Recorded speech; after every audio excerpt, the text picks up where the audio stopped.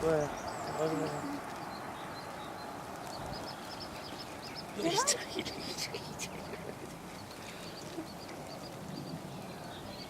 Sudah di ini dah. Tapi dah beda. Ini ada kamu. Fresh kamu. Kamu sini.